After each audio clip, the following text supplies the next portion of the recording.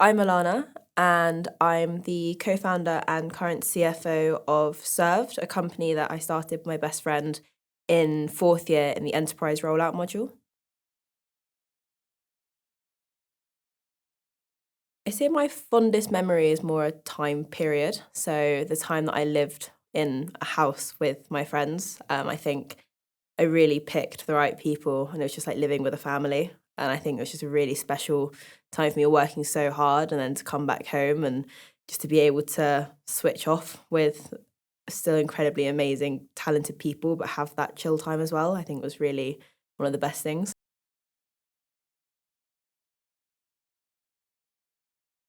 At Served, we're on a mission to empower people with allergies to more easily eat out, whilst also helping restaurants to cater for them.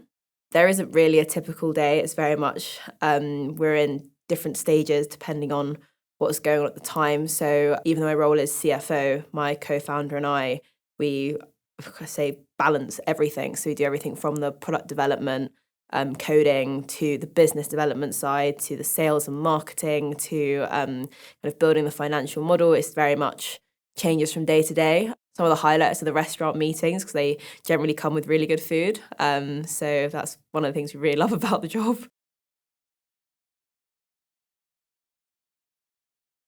I took maths, further maths, physics, and chemistry.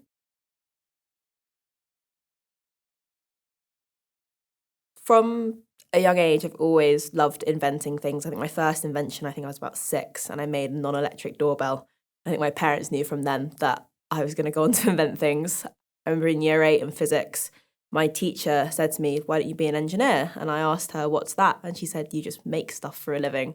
And I think from then, that's when I realised I wanted to be an engineer. And then it was on the open day, I spoke to one of the lecturers, and he made me realise that design engineering is like an inventing degree. That you are taught all the fundamentals of engineering and then tasked with problems and to find solutions, and you just invent, you just invent things. And when I fell in love with it.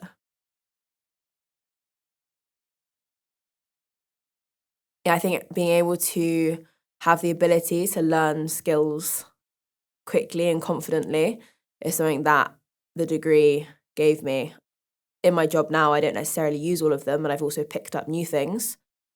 I think also with the fact that you learn so much on the degree, even if you don't then carry it on for a while, the fact that you have that foundation means that then when you come back to doing it again, you can quite easily pick it up again, which I think has been really useful, especially with coding. I did coding the first couple of years, and then I think in my third and fourth year, not as much, but in my job now, I'm coding almost every day, and it's really helped me pick it up again. Also, have the ability to learn new languages that I've never touched before and have that confidence just to get stuck in and give it a go.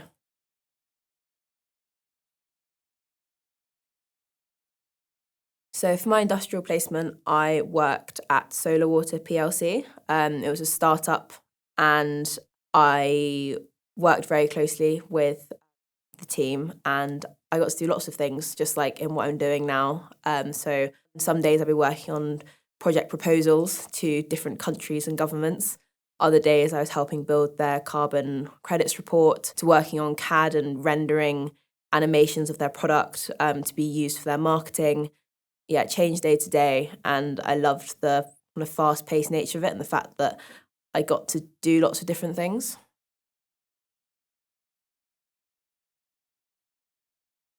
So the reason people in design engineering stand out is because they're not just engineers, they're not just taught how to build things, how to engineer things, but they also learn how to communicate them and how to show them off to people. And it's not just the technical side that everyone at Imperial has, but they also have the softer skills that take them from being in a lab and creating to to demonstrate them and show them off. And I think that doesn't just translate into their work and the things they're making, but also into every walk of life within Imperial and within the university experience.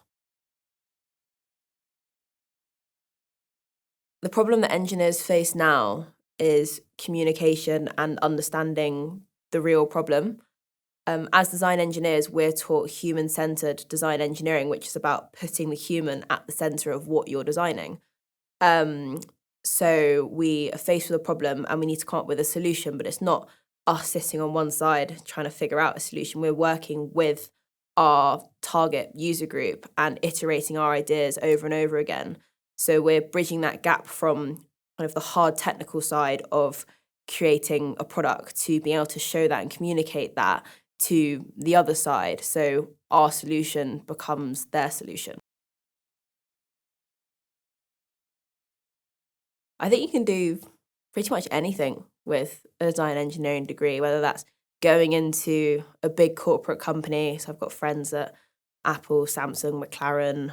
I could keep listing them off, and they're all doing amazing things. But then also, people that have multiple people that have started their own companies and are incredibly successful.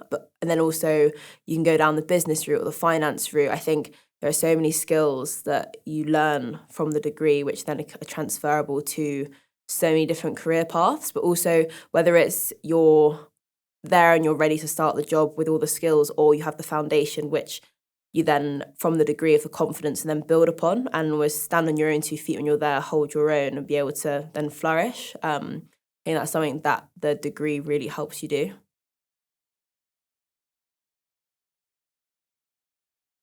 So extracurricular. So if you're a prospective student, doing extracurriculars that complement the degree, but also just show your passion, and try to show that you're building upon passions rather than trying to do a million and one things. Show that you've started something, you've completed it, and then gone on and built upon that and gone on to the next.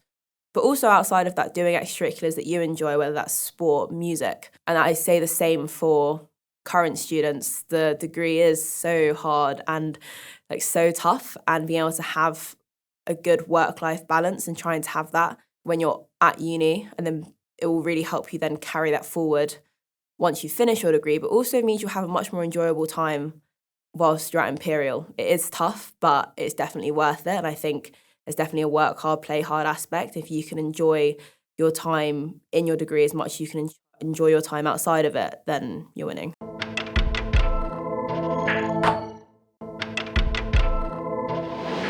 Hi, my name is Kerim. I am the founder and the current CEO of Swirin, which is a company that I started whilst I was here at Imperial College London.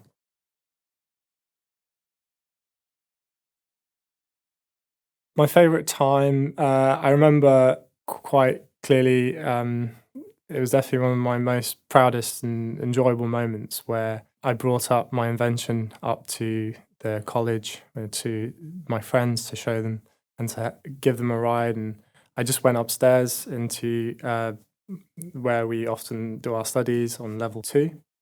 And I told my friends, some of them, that I had my invention here, the swerve. And then they started to talk amongst each other, and they were like, Karim's got the swerve here, Karim's got the swerve here. And they were all really excited. And so they immediately rushed downstairs to grab the swerve with me, and they started to use it. And, they were so excited about it. And other people also had goes on it. And it was just really enjoyable to see, a fruit of my work being appreciated and used and enjoyed.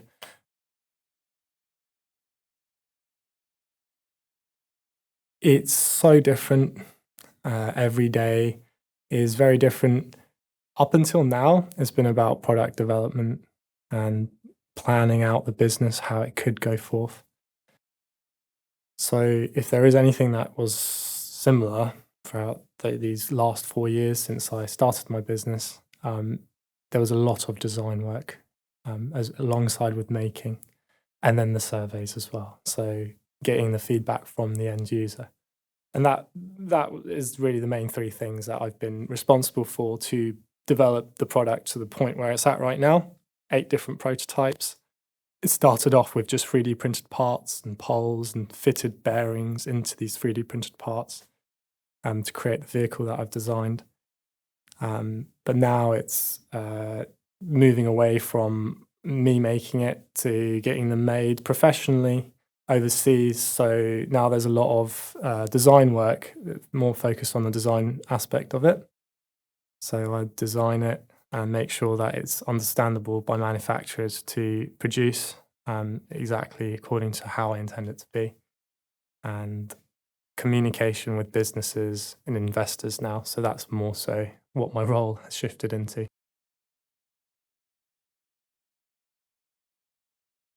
I studied 3D design, maths, and physics, and they all helped me a lot with the course. Like they've all been really related to design engineering. I really like the beauty aspect of design, and that I think I brought a lot of that into the course as well.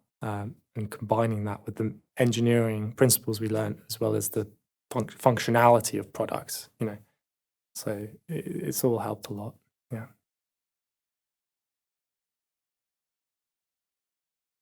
I wanted new skill sets that were far beyond what I'd ever learned up until that point. I knew that design engineering here at Imperial College would have definitely promised a lot of that. It would have been challenging for sure, but I've never coded in my life, and now I can code. I didn't know anything about robotics, and now I have a fairly good idea. It's still not perfect, but and so because of that broad nature of design engineering, it gave me the confidence to go out and learn new skills if I need to, even if it's not something that's taught on the course.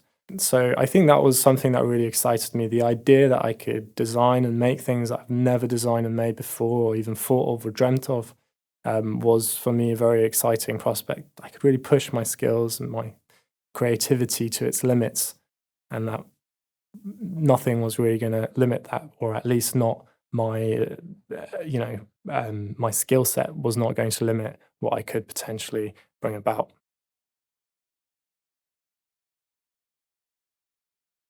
I mean, without MEng and what I've learned on MEng, I just wouldn't have known where to start.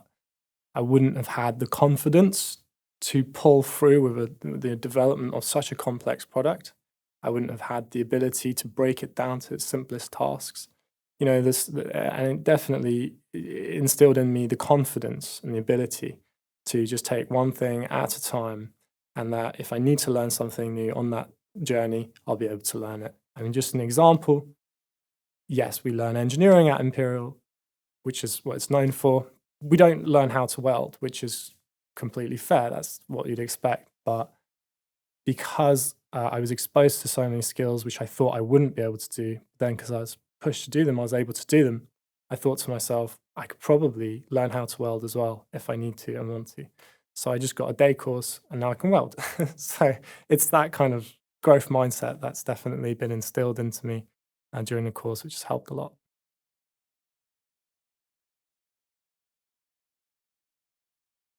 Our industrial placement was during COVID time. This was a good and a bad thing. It was a lot harder to find placements. But at the same time, I really wanted to focus on my business and my product that I was developing.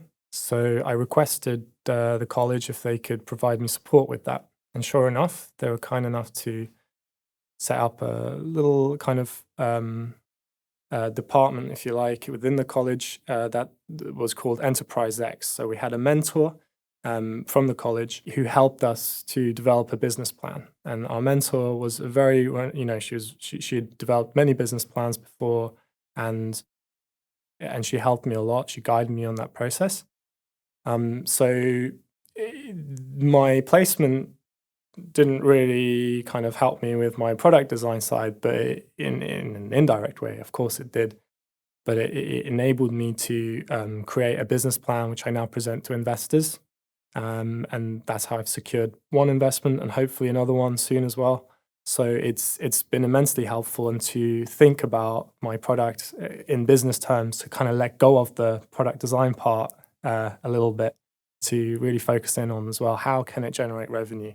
That was obviously super important in order to secure investment and build a business from a product that you want to design and create.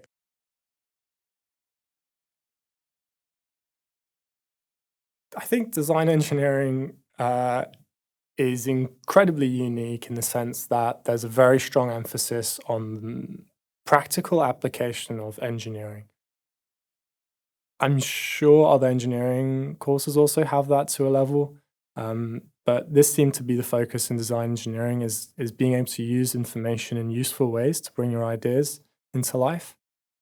and to test them as well. And that aspect of it, I think, like bridging that gap between theory, ideas, just kind of facts and lessons to actually a product or a business or a system, that is what design engineering was quite good with, and I think it differentiates itself from other types of engineerings. Is the application of quite a specialist knowledge.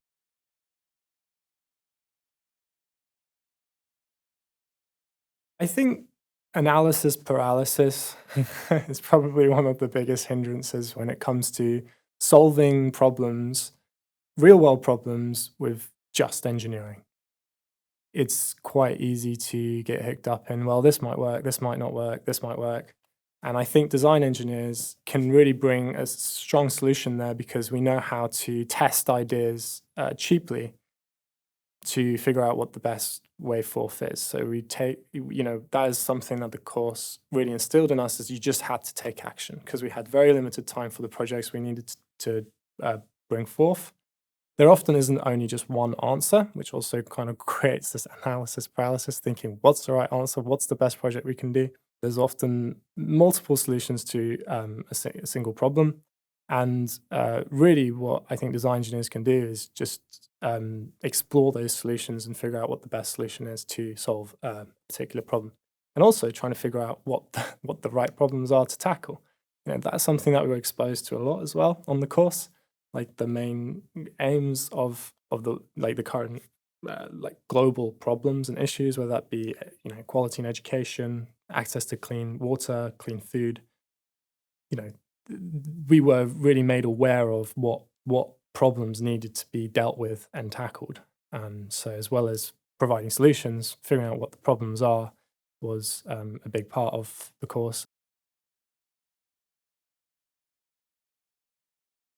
Is again really, really broad. I think as long as you know your skills and you can share that with a potential employer, there's almost you could almost go into any field you'd like, almost, obviously not everything. I've got friends from my class who've gone on to work with Apple, who've helped patent files. Some of my friends known to patent the most, filed the most patents within Apple, within his industrial placement. I think he got 2 of his design ideas patented whilst he was there.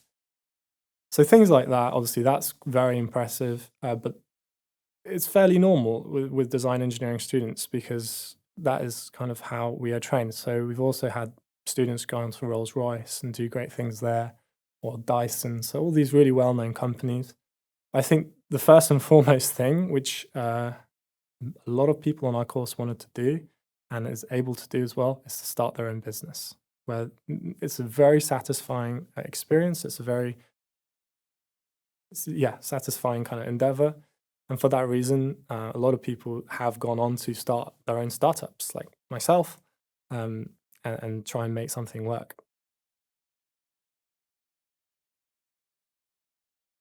It's really easy to kind of take on a lot of the mindsets and ways of thinking from A levels or school into university. University is quite different to school. What I would highly encourage is to somehow detach from just pursuing grades. It's a really fantastic opportunity at university to really figure out what you're passionate about, what really makes you tick, and what you feel really motivated about. And I think that is something that's really helped me to carry on with my business and my product idea for 4 years and continuing, is the level of motivation I felt for it internally, which is called intrinsic motivation in psychology. And I'd highly encourage students who are going to take on this course to figure out what will motivate them internally. So you're not dependent on external motivators like grades. It could be great through a level, it's still a motivator, but I'd highly encourage you to figure out what it is that you're really passionate about. I think that will help you excel far beyond what you think you could do, and help you overcome the challenges, the obstacles that you will very certainly come across.